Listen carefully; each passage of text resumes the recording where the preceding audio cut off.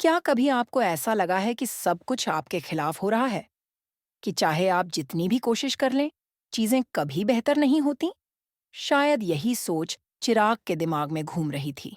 लेकिन क्या सच में भाग जाना ही हर समस्या का हल होता है? आइए जानते हैं इस कहानी में।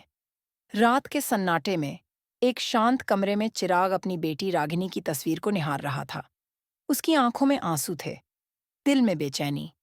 तभी मिश्का दरवाजे पर आई और कहा, चिराग, हमें यहाँ रहकर कुछ नहीं मिलने वाला। चलो, कुछ वक्त के लिए कहीं दूर चलते हैं, एक फ्रेश स्टार्ट लेते हैं। चिराग ने गहरी सांस ली और बोला, तुम्हें लगता है मैं किसी एग्जाम में फेल हुआ हूं कि ब्रेक लेकर दोबारा ट्राई करूं? मेरी बेटी मुझसे छीन ली गई है और तुम चाहती हो कि मैं उसे भूल जाऊं। मिश्का को पता था कि चिराग टूट चुका है, लेकिन वह उसे समझाना चाहती थी। देखो, मैं बस ये कह रही हूं कि तुम्हें थोड़ी शांति चाहिए। तुम इस दर्द में खुद को खो रहे हो। चिराग ने गुस्से में कहा, मुझे तब तक शांति नहीं मिलेगी जब तक मेरी बेटी मेरे पास वापस नहीं आ जाती। मैं दीपिका जी से बात करूंगा, जो भी करना पड़े करूंगा।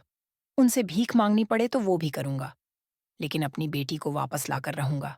दूसरी ओर दीपिका भी परेशान थी। उसकी दोनों बेटियां रागिनी और चंदू अब उसके पास थीं, लेकिन अंदर ही अंदर उसे डर था कि कहीं चिराग उसे फिर से उनसे दूर ना कर दे।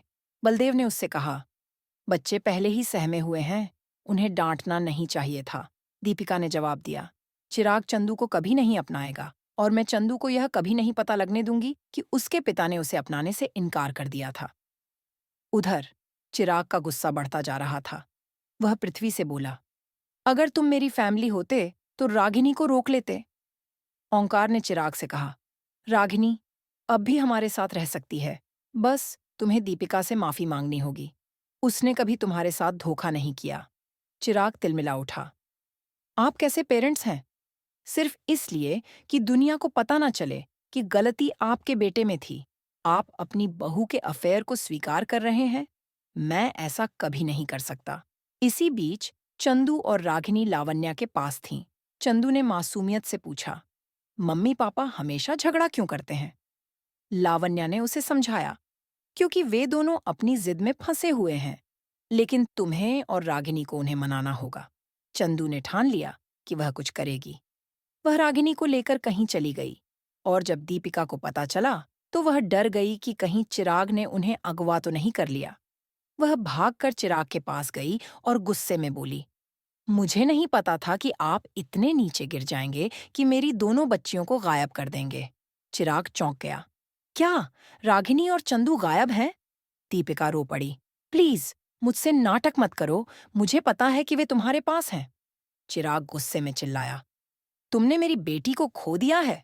अब लड़ाई और बढ़ गई, लेकिन तभी ओंकार ने दोनों को शांत कराते हुए कहा, तुम दोनों लड़ना बंद करो और अपनी बेटियों को ढूंढो। क्या चंदू और रागिनी मिल पाएंगी? क्या दीपिका और चिराग अपनी गलतफहमियों को दूर कर पाएंगे? क्या प्यार और समझदारी जिद और गुस्से से जीत पाएगी? जानने के लिए देखते रहिए। दिल को तुमसे प्यार हुआ।